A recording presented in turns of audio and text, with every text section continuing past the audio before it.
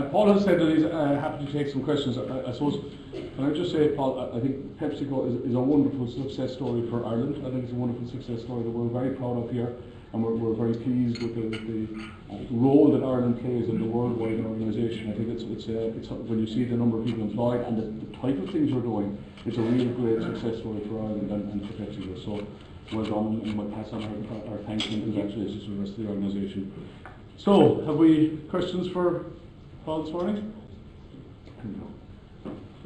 My name is Jim Murphy. I'd just like to ask Paul, what criteria were used to transfer that unit eventually from New York to Ireland? What were the basis for that decision?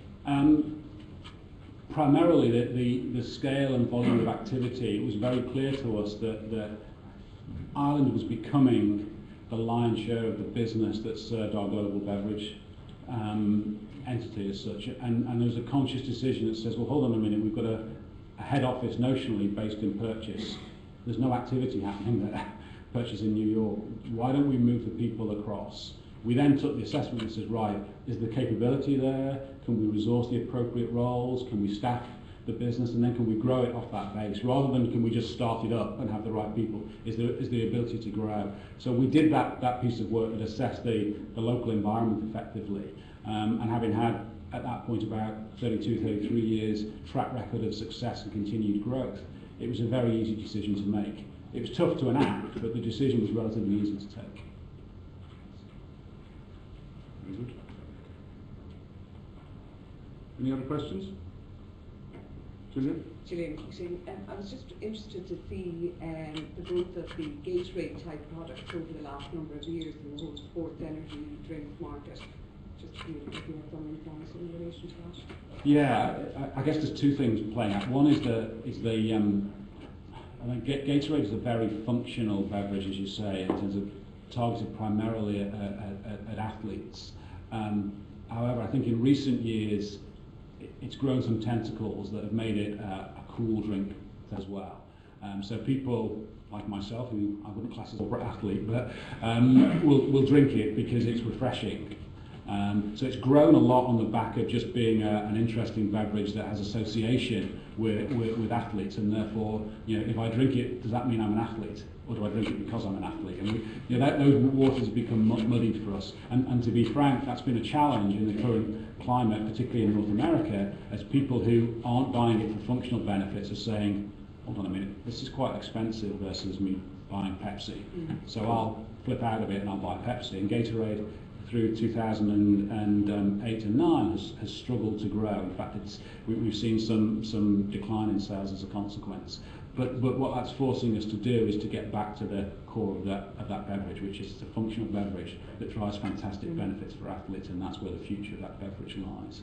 So there's been a lot of evolution, I think, of beverages in recent years, not just to Gatorade, but whether that be juices or what we would call non-carbonated beverages. It's been astronomical, the growth there, and that's where I think we will see the future growth in beverages will be in functional things, whether that be traditional Chinese medicine or other things that people believe by consuming the beverage they'll get some functional benefit rather than just refreshment. Paul? What's your view on Ireland, thinking about PepsiCo in Ireland as a competitive location to do business? Very competitive.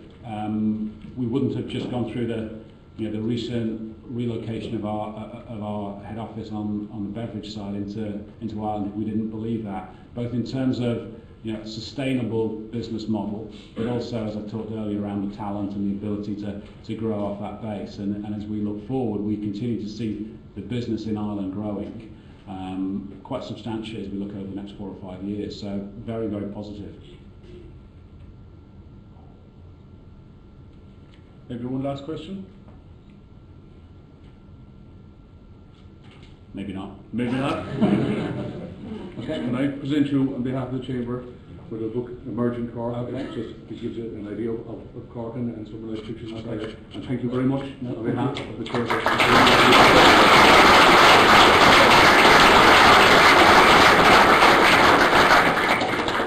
Before I let you go, can I say 2 things? poll. There's a box outside to capture all your opinions, so we'll sort them afterwards. Can I thank Lee and the Chamber team? These events do not happen without a lot of work and hard work on it. They do go off like clockwork on the day because of all the hard work. So Lee, thank you very much, and all the Chamber team. And can I remind you of upcoming events? The Business Intelligence Series Part 1, the Search Engine Optimization on Wednesday the 30th, 5:30 p.m. in the Maryborough Hotel. Free for Chamber members. Please register online at www.corkchamber.ie. And a date for your diary, the 20th of October, the annual conference at the Radisson Blu Hotel, Little Island, entitled Rebooting Our Economy Back to the Future. And I think there is a very good range of speakers lined up, and we're making sure that the conference cost is very economic, and with more details of that as we go through it. Can I also thank again Irish Examiner and Shared Vision for the Irish Examiner for the sponsor, and Shared Vision for broadcasting on the web. It's a great benefit for us. I will. In fact, I will.